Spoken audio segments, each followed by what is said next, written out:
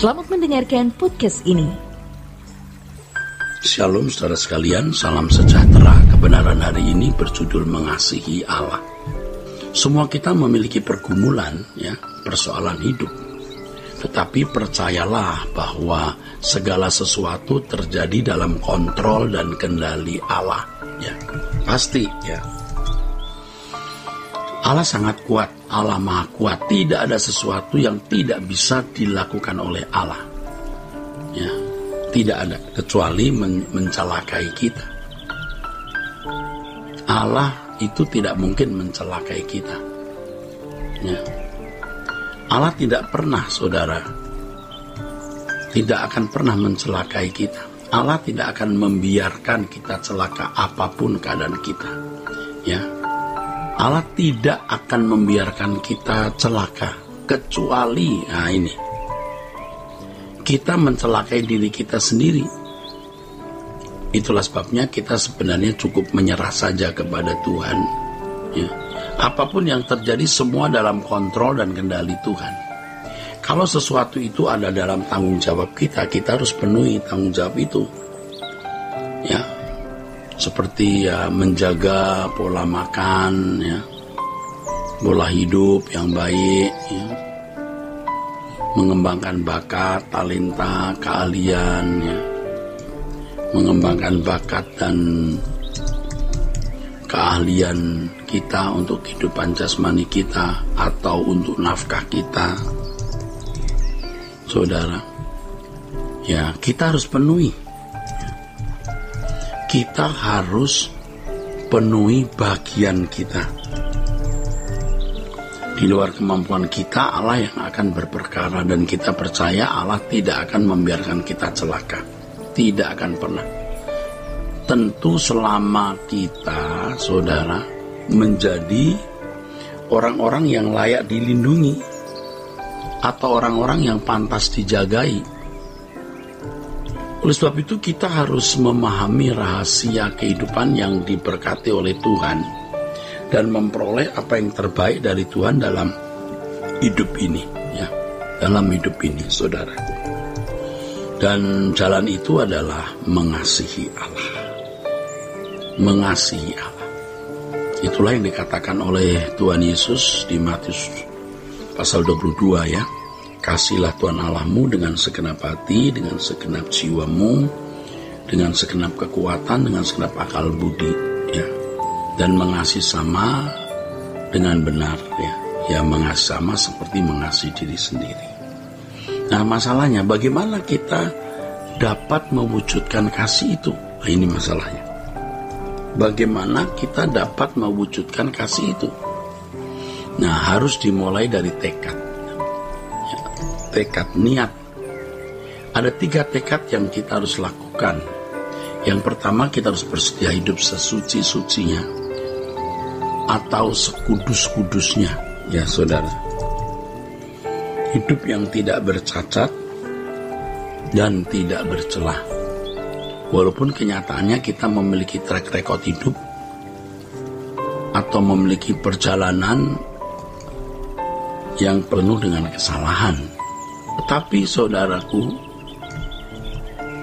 jangan menoleh ke belakang, lihat ke depan. Miliki satu tekad bahwa kita mau hidup suci, walaupun tentu kita tidak akan mampu melakukannya dengan kekuatan sendiri, nggak mungkin bisa. Tetapi kita harus membulatkan tekad itu, karena bagi manusia mustahil, bagi Allah tidak ada mustahil. Allah akan memberi kita kesanggupan, berani untuk bertekad seperti omong besar, tapi kita harus tulus. Kita mau, kita bersedia, saudara, walaupun kita tidak sanggup. Kita bersedia walaupun kita tidak sanggup. Allah akan memberi kesanggupan untuk hidup tidak bercacat dan tidak bercela, saudara. Puji Tuhan. Puji Tuhan, Nah, yang kedua, kita harus rela, saudara, menyerahkan apapun yang kita miliki bagi Tuhan. Ini bukan berarti kita harus memberikan semua uang ya, semua harta kita, semua uang dan harta kita ya, dan harta kita ke gereja ya, bukan.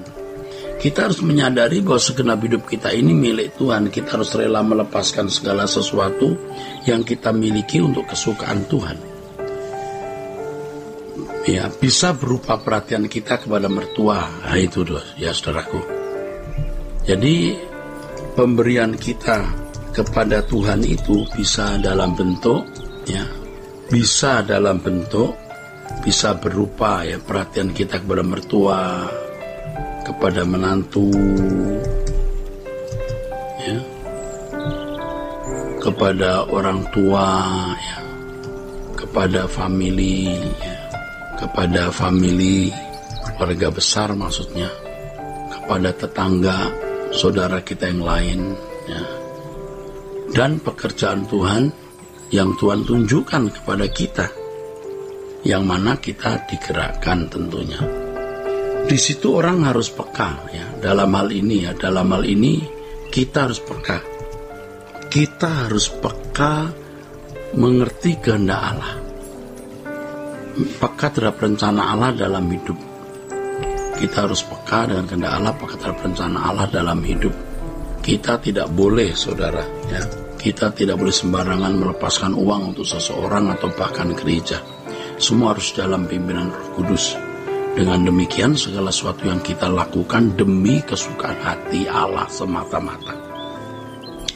Mestinya dalam kehidupan, saudara, orang percaya, dalam kehidupan orang percaya maksudnya, tidak ada hitungan 10% atau perpuluhan itu. Kecuali kita memiliki komitmen demikian ya, silahkan. Tapi sesungguhnya yang benar segenap hidup kita adalah milik Tuhan. Kita harus bersedia melepaskan apapun yang kita miliki untuk Tuhan.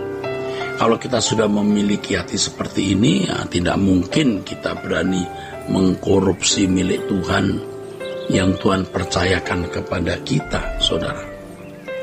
Apalagi kalau seorang pelayan Tuhan yang menerima persembahan kolektor dari jemaat tidak boleh menggunakan sesukanya sendiri.